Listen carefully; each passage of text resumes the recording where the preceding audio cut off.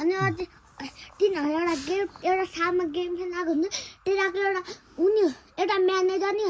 त्यो म्यानेजरले के उठो प्लेयर छ नि त्यसलाई आज हम खेल्थे भन्छ अनि